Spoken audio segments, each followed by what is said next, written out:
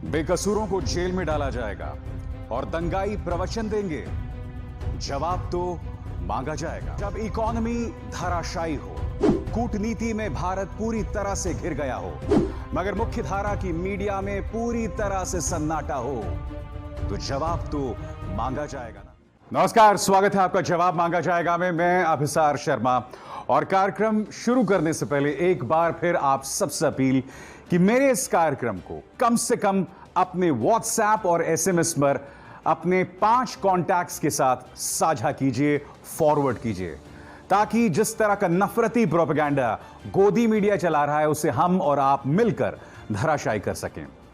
और आज जो मुद्दा मैं आपके सामने लेकर आया हूं वो है प्रधानमंत्री नरेंद्र मोदी के मन की बात। इस बार रविवार को जिस मन की बात को उन्होंने संबोधित किया ना, वो अपने आप में बहुत ऐतिहासिक है। और ऐतिहासिक क्यों है मैं आपको बताता हूं।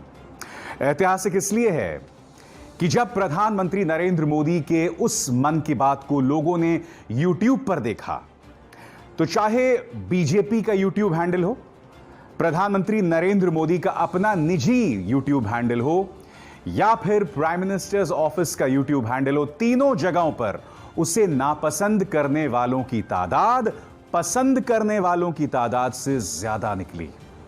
जी हां, लोग प्रधानमंत्री नरेंद्र मोदी के मन की बात को पसंद नहीं कर रहे।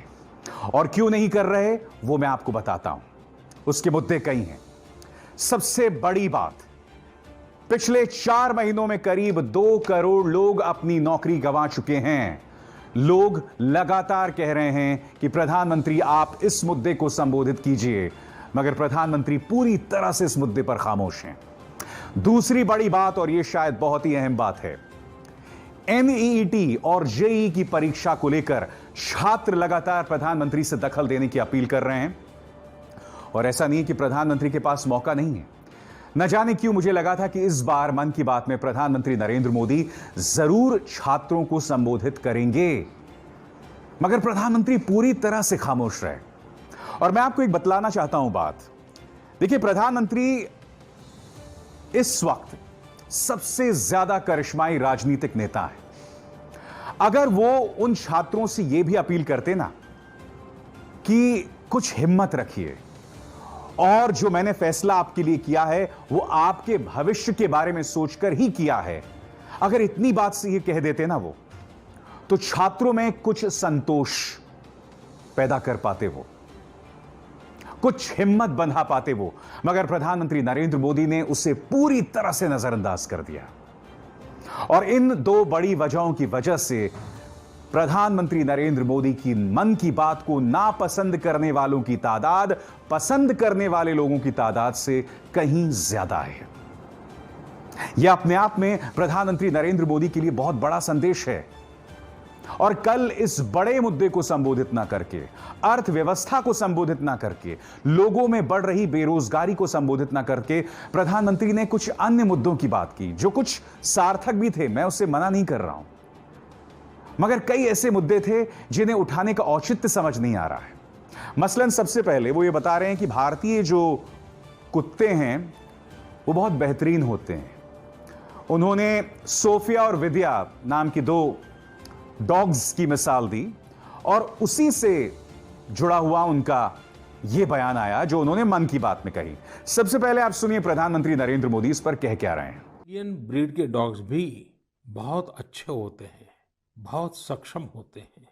इंडियन ब्रीड्स में मुधोल हाउंड है, हिमाचली हाउंड है, ये बहुत ही अच्छी नस्लें हैं। राजपलायम, कन्नी, चिप्पी पराई और कोम्बाई भी बहुत शानदार इंडियन ब्रीड्स हैं। इनको पालने में खर्च भी काफी कम आता है और ये भारतीय माहौल में ढले भी होते हैं। कभी कभी तो मुझे समझ नहीं आता कि प्रधानमंत्री जब डॉग्स का जिक्र कर रहे थे तो वो कहीं गोदी मीडिया, खैर छोड़िए, भूल जाइए मैंने जो बात कही। मैं कुछ और कहना चाह रहा हूं। प्रधानमंत्री, आपने जिस तरह से सोफिया और विद्या का जिक्र किया, मैंने उस पूरे बयान को सुना और यकीन मानिए मुझे बहुत पसंद आया, क्योंकि हमारे कई डॉग्स, खासकर जो पैरामिलिट्री फोर्सेस में हैं या आर्मी में हैं, वो खुद एक सैनिक से कम नहीं होते हैं।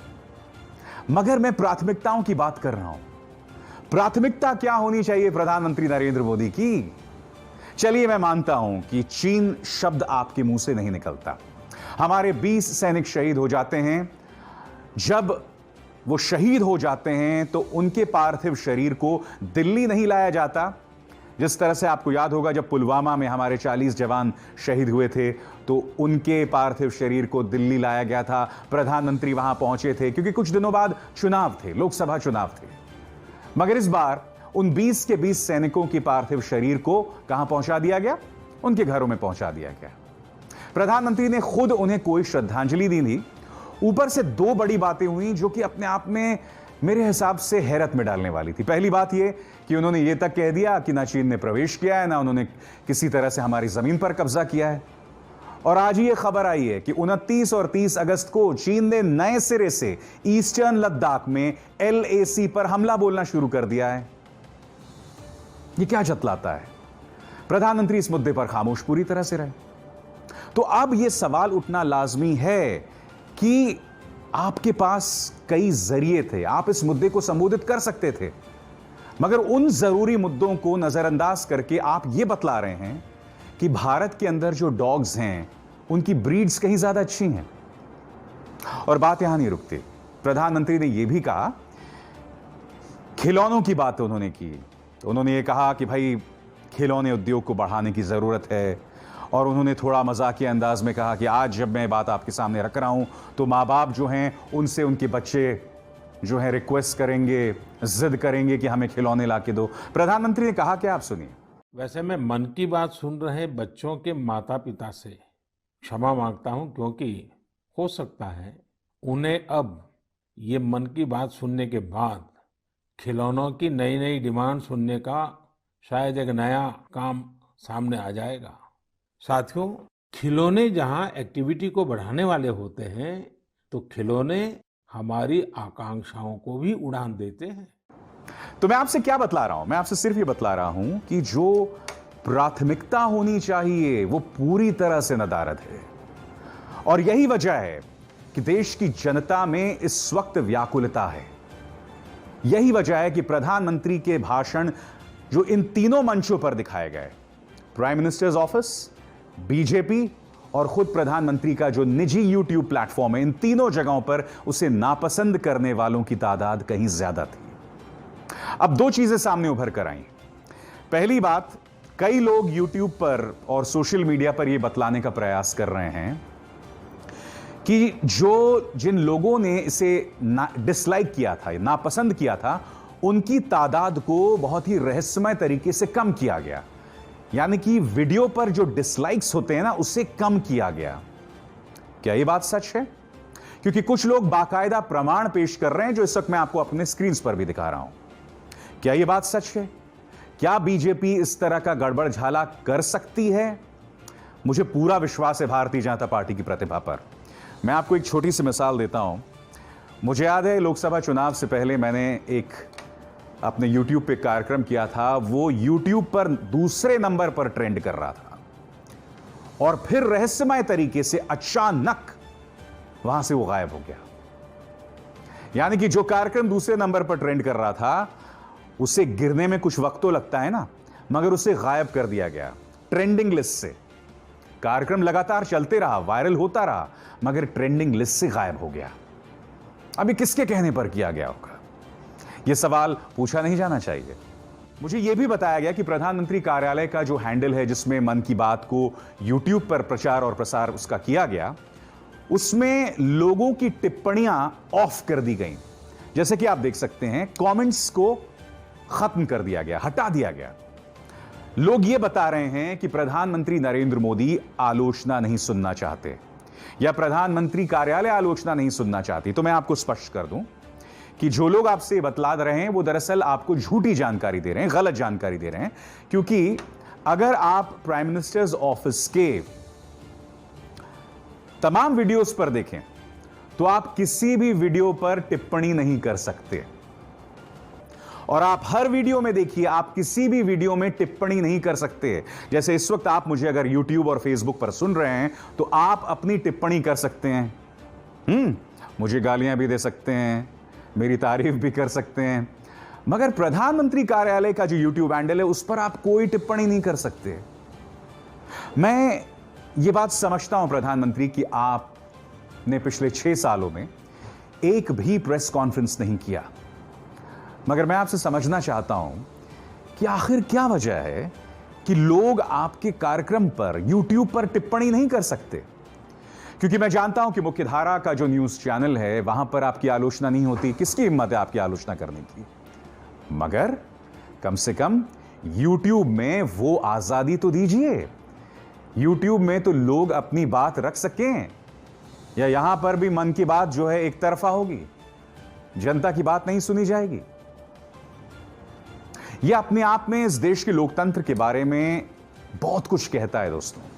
जिस तरह से लोगों के डिसलाइक्स कम हो रहे हैं, जिस तरह से प्रधानमंत्री कार्यालय के YouTube चैनल पर आप अपनी टिप्पणी भी नहीं कर सकते हैं, वो भी भारत जैसे लोकतांत्रिक देश में, यह अपने आप में हमारे लोकतंत्र को न सिर्फ आईना दिखा रहा है, बल्कि हमारे चेहरे पर बतौर नागरिक यह एक करारा तमाचा है। क्योंकि भारतीय जनता पार्टी का जो प्रचार तंत्र है, जो बीजेपी आईटी सेल है, जहां के गुर्गे 2-2 रुपए लेकर पर ट्वीट के लिए आपको और हमको गालियां देते हैं, ये लोग तो किसी को भी गालियां दे सकते हैं, मगर आप और हम टिप्पणी भी नहीं कर सकते। यह फर्क है। बीजेपी आईटी सेल के लोग मेरे नंबर को सार्वजनिक करके लगातार उस पर भद्दी भद्दी गालियां दी जाती हैं। आप लोग कई पत्रकारों को ट्रोल करते हैं, मगर जब बात प्रधानमंत्री की आती है, उनके पीएमओ ऑफिस की YouTube चैनल की बात आती है, तो उस पर कोई टिप्पणी नहीं कर सकता। डिसलाइक्स रहस्यमय तरीके से कम हो जाते हैं। खैर, ये तमाम बातें सोचने की बात है। ये बतौर पत्रकार तो मैं सिर्फ आपके सामने रख ही सकता हूं ना। ये बातें आपको समझनी होंगी। कई लोग मुझसे सवाल पूछ रहे हैं कि ये जो आक्रोश इस वक्त विद्यार्थियों में दिखाई दे रहा है, क्या इसका असर बिहार के चुनावों में पड़ेगा? क्योंकि हो क्या रहा है कि बिहार में करीब 13 जिलों में बाढ़ है और कई विद्यार्थियों को इन बुरे हालात में एग्जाम्स देने होंगे। तो इसका राजनीतिक असर क्या पड़ेगा, इसका सवाल कई लोग पूछ रहे हैं। तो मेरा जवाब क्या है, मैं आपको बताता हूं। दोस्तों, मैं दावे के साथ कह सकता हूं कि बेशक ये विद्यार्थी जो इस वक्त सरकार के संवेदनहीन रवैये, खासकर एनईईटी और जेईई एग्जाम्स को लेकर सरकार के इनसेंसिटिव रवैये को लेकर नाराज हैं, मगर जब वोट देने की बारी आएगी तो ये लोग उन्हीं मुद्दों पर वोट देने वाले हैं। सुशांत सिंह राजपूत, हिंदू मुस्लिम, ट्रिपल तलाक, उन्हीं तरह के विभाजनकारी मुद्दों पर वोट देंगे। क्योंकि जैसा कि मैं लगातार कहता हूं और मैं जानता हूं मेरे इस बात पर संबित पात्रा को बड़ी तकलीफ होती है, इस देश की जनता ने धर्म और राष्ट्रवाद का धतूरा चाटा हुआ है और आप भी ये जानते हैं। तो जब असली मुद्दों की बात आती है, तब ये लोग अपने दिमाग का इस्तेमाल नहीं करते हैं। वोट उसी तरह के नफरती, विभाजनकारी, बांटने वाले मुद्दों पर दिया जाता रहेगा। तब इन्हें याद नहीं आएगा कि हमें एनईईटी और जेईई के मुद्दों पर किस तरह की समस्याओं का सामना करना पड़ा था। देखिए, मैं एक बात स्पष्ट कर दूं, ये जो जेईई और नीट का मुद्दा है ना, मैं सिर्फ ये कह रहा हूं कि सरकार को सेंसिटिव होना चाहिए। कोरोना को लेकर दोहरे मापदंड नहीं हो सकते। कोरोना को लेकर आप खुद अपने कई समारोह नहीं करते हैं। कोरोना को लेकर आप लोग कई अपने ऑनलाइन प्रेस कॉन्फ्रेंसेस करते हैं, मगर जब छात्रों की बात आती है, तब आपके मापदंड, आपके पैमाने कुछ और होते हैं, इससे बिल्कुल अलग होते हैं। मुझे आपत्ति इस बात को लेकर है। और मैं आपको बता दूं, मेरे आसपास जहां मैं रहता हूं, ऐसे कई बच्चे हैं जो मुझसे कहते हैं कि सर, हम चाहते हैं एग्जाम्स हों। क्योंकि यह भी एक पहलू है। छात्रों का एक बहुत बड़ा धड़ा एग्जाम्स चाहता है, वो नहीं चाहते कि उनका यह साल बर्बाद हो जाए। वो भी पहलू है और मैं उसे नजरअंदाज नहीं कर रहा हूं। मेरी आपत्ति सरकार के रवैये पर है। मेरी आपत्ति प्रधानमंत्री की इस मुद्दे पर खामोशी को लेकर है। उनके पास एक स्वर्णिम मौका था। कल वो मन की बात पूरी तरह से छात्रों के मुद्दे पर कर सकते थे, मगर वो खामोश रहे और उनका यही अंदाज भी रहा है। चीन को लेकर खामोशी, उनका नाम तक नहीं लेना चीन का। नौकरी को लेकर खामोशी, जैसे मैंने बताया, पिछले 4 महीनों में 2 करोड़ लोग अपनी नौकरी गंवा चुके हैं। आज राहुल गांधी ने इसको मुद्दा भी बनाया, इसको लेकर बयान भी जारी किया। मगर ये जो बुनियादी मुद्दे हैं उस पर पूरी तरह खामोशी है। और खामोशी क्यों है? क्योंकि वो जानते हैं कि जो देश की जनता है वो टीवी पर सुशांत सिंह राजपूत पर जो गंदा और घटिया ड्रामा न्यूज चैनल्स चला रहे हैं वो देख रहे हैं। वो जानते हैं कि लोगों के जहन में एक काल्पनिक डर पैदा कर दिया गया है कि अगर हम सत्ता से गए तो मुगल आ जाएंगे। तो बहुत अच्छा, देश के लोकतंत्र के लिए बहुत अच्छा है, देश की खुली सोच के लिए तमाम चीजें बहुत अच्छी हैं। क्योंकि मैं जवाब मांगा जाएगा, मैं सिर्फ सरकार से जवाब ही मांग सकता हूं और वो मांगता रहूंगा, क्योंकि ये मुद्दे आपके हैं। ये बात आपको आज समझ आए ना आए मैं नहीं जानता हूं, मगर यकीन मानिए मेरे जैसे कुछ पत्रकार हिम्मत करके जब ये मुद्दे आपके सामने ला रहे हैं तो आपको ये समझना होगा कि इसने इतने हॉस्टाइल माहौल में भी, इतने प्रतिकूल माहौल में भी, जब हमें लगातार टारगेट किया जाता है, हमारे परिवार को टारगेट किया जा रहा है, तब हम ये मुद्दे क्यों उठाते हैं? क्योंकि हम इस देश के लोकतंत्र के प्रति, इस देश की जनता के प्रति अपनी जिम्मेदारी समझते हैं। और मेरे लिए तो एक और पहलू है, मैं अपने बच्चों के प्रति अपनी जिम्मेदारी समझता हूं, उनके भविष्य के प्रति अपनी जिम्मेदारी समझता हूं, क्योंकि मैं अपने बच्चों को इस नफरत के बीच बड़ा नहीं करना चाहता हूं। इसलिए वो माहौल मैं उन्हें नहीं दे सकता। बीजेपी आईटी सेल के गुर्गों की मजबूरी हो सकती है, उन्हें हर ट्वीट का 2 रुपए मिलता है बेचारों को, उनकी मजबूरी समझी जा सकती है। मगर आप मां बाप, आप दादा दादी, नाना नानी, आप हस्बैंड वाइफ, आपकी क्या मजबूरी है? सोचिएगा। नमस्कार। अगर आपको हमारे वीडियोस पसंद आए तो प्लीज लाइक करें, सब्सक्राइब करें और शेयर करें।